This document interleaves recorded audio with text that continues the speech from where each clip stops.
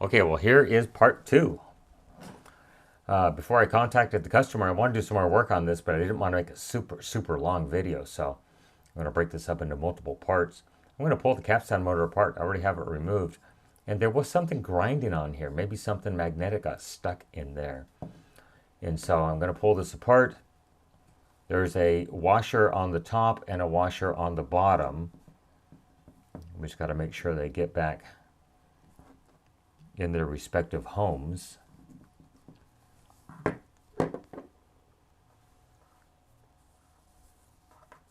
I don't see anything.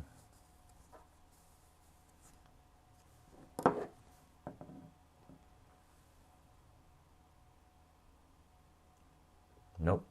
Everything looks good there.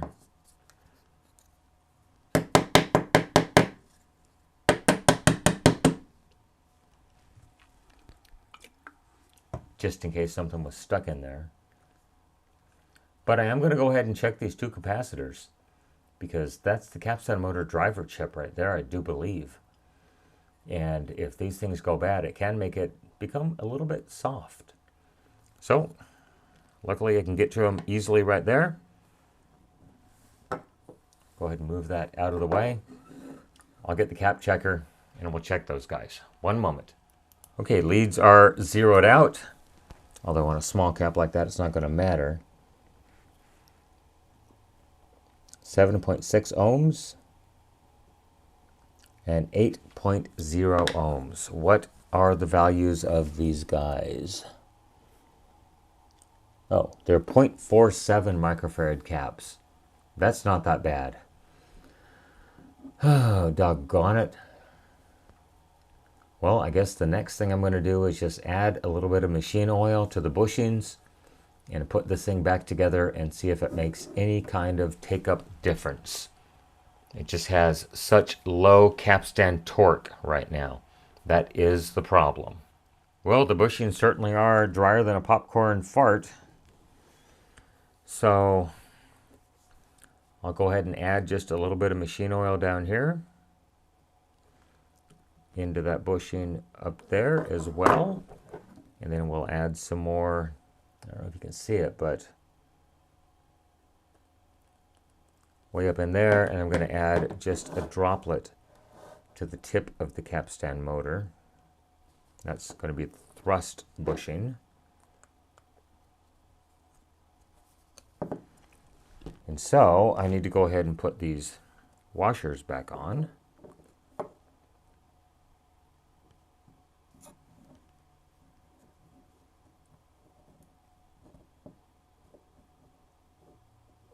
Maybe.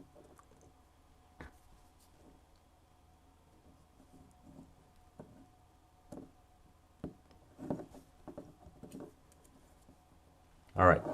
Oh, sorry, that was off camera. Got one started. Now let me grab a cotton swab real quick. Wipe that up.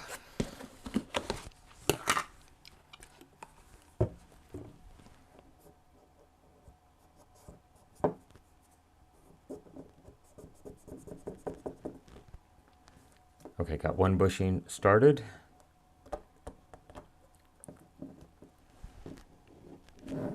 This one's going to be the easy one. Just got to drop it into place like that. I'm going to add a little more oil.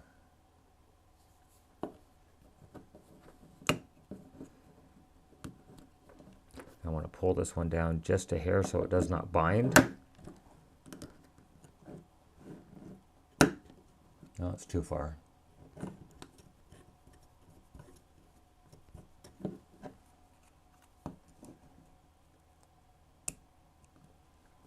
That looks good.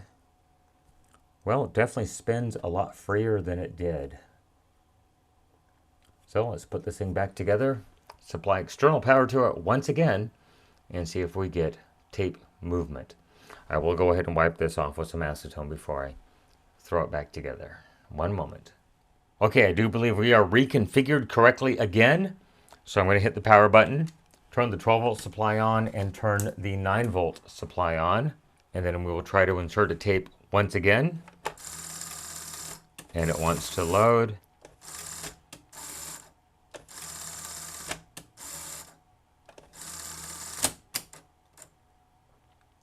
And we're stuck again.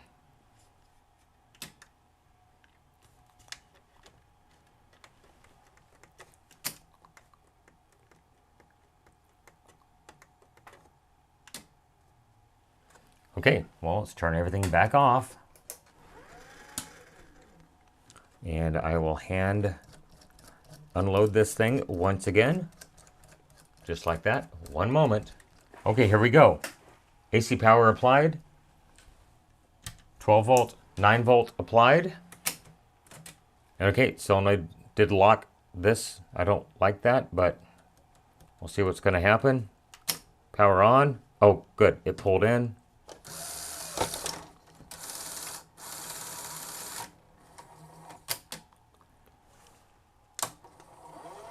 Fast forward it just a little tiny bit.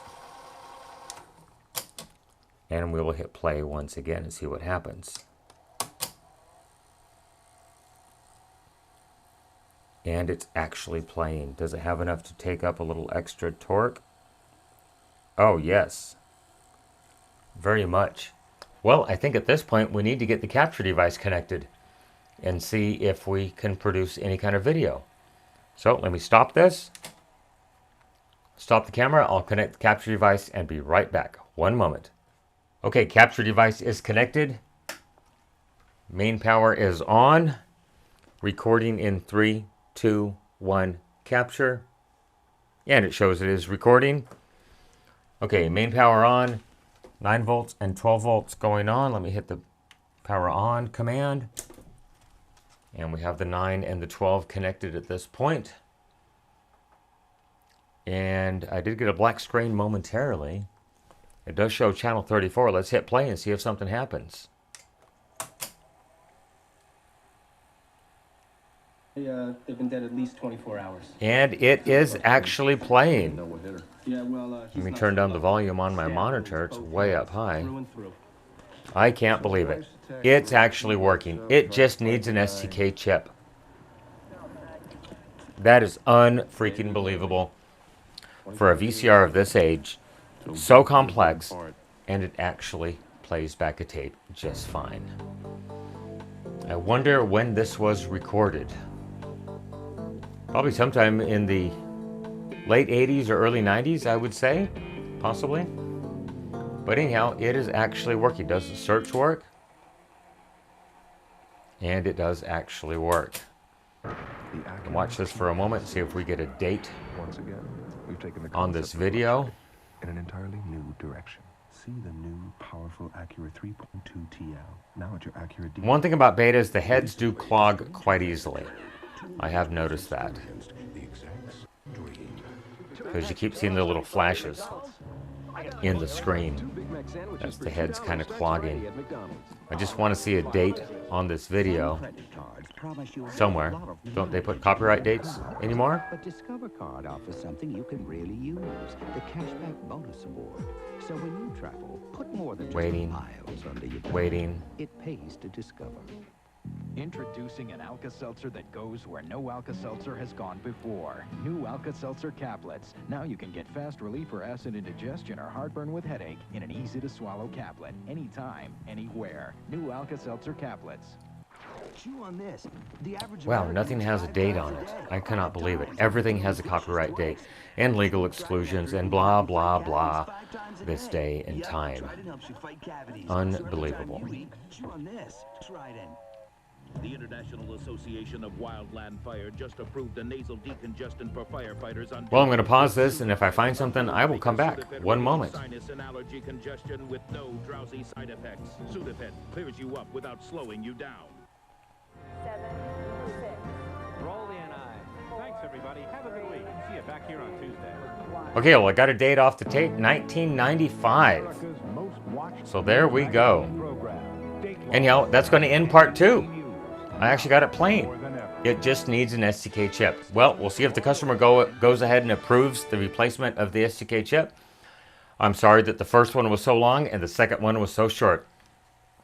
Everyone remember, with your help, we can try to get these things out of the landfill, out of the recycle bin, and out of the e-waste facility. Everyone, thank you once again for making it to the end of this other video on the Sony SL-HF400. Super Beta VCR. Everyone have a great day. Thanks for watching. Bye-bye.